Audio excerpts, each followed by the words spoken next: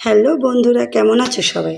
আজকে তোমাদের দেখাবো পুকুরের জ্যান্ত মাছ, কাতলা মাছের পাতলা ঝোল রান্না করে। এই যে মাছটাকে আমি ভালো করে কেটে নিয়েছি, এই যে খুব সুন্দর করে কেটে নিয়েছি, সাথে কিছু ডিমও হয়েছে। এই দেখো মাছের অনেকগুলো ডিমও হয়েছে। যে মাছটা আমি খুব সুন্দর করে ভালোভাবে কেটে নিয়েছি। এই যে ডিমগুলো দেখিয়ে দিলাম। এখন মাছটাকে ভালো করে ধুয়ে নেব। এই যে আমার মাছটা ভালো করে ধোয়া হয়ে গেছে, সাথে ডিমটাও ভালো করে ধুয়ে নিয়েছি। এখন মাছটাকে আমি লবণ হলুদ মেখে তেলের উপর ভাজবো। এই যে মাছটা একটা বাটিতে উঠিয়ে নিয়েছে। এখন দিয়ে দেবো একটু লবণ আর দিয়ে দেবো হলুদের গুঁড়ো। এই যে হলুদের গুঁড়ো আমি মাছটাকে ভালো করে মেখে নেব। এই যে আমি মাছটাকে সুন্দর করে মেখে নেব। এই যে আমার মাছটা খুব সুন্দর মাখা হয়ে গেছে। এখন তেলের উপর মাছটাকে ভাজবো।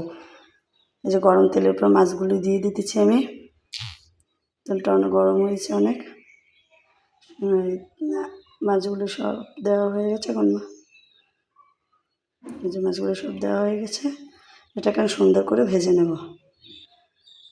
এই যে মাছটা এখন উল্টিয়ে দেব। যে দেখো কি সুন্দর এই পাশটা ভাজা হয়েছে। এরকম করে সব মাছগুলো আমি উল্টিয়ে দেব। মাছগুলো খুব সুন্দর করে ভাজতে হবে।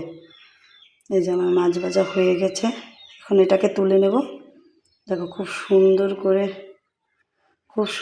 করে লাল লাল করে ভেজে নিয়েছি। এই দেখো সব ভাজা হয়ে গেছে। রান্না করার জন্য মশলা বাটা হয়ে গেছে। এই যে গরম তেলের ভিতরে দিয়ে দেবো আদা বাটা,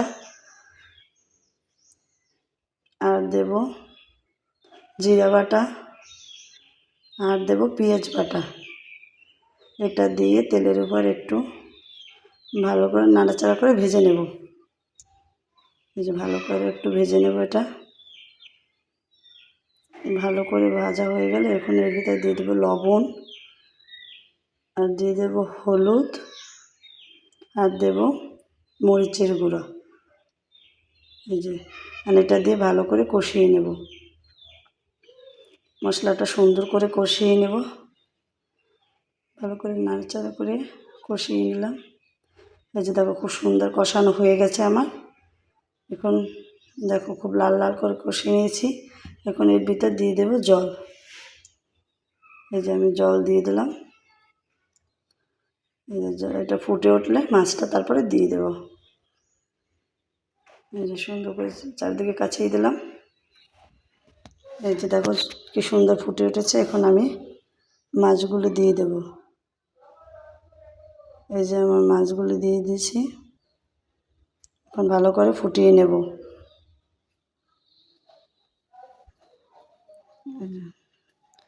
মাছগুলো সুন্দর করে ফুটিয়ে নেব। এই দেখো কি সুন্দর ফুটে উঠেছে। এই যে আমি একটু নাড়াচাড়া করে নিলাম। আবার নামানোর আগে একটু দিয়ে দেব, নামানোর আগে একটু গরম মশলা দিয়ে দেব। এই যে গরম মশলা দিয়ে দিলাম। আবার একটু নাড়াচাড়া করে নেব। এই যে নাড়াচাড়া করে নিলাম। এই যে কি সুন্দর ফুটতেছে। এই দেখো খুব সুন্দর হয়েছে। আমার মাছ রান্না হয়ে গেছে। এখন এটাকে আমি তুলে নেব। এই যে আমি মাছগুলিতে তুলে নিচ্ছি। এই যে এই বাটিতে তুলে নেব। এই যে সব মাছগুলো আমি তুলে নিয়েছি। দেখো কি সুন্দর কাতলা মাছের পাতলা ঝোল,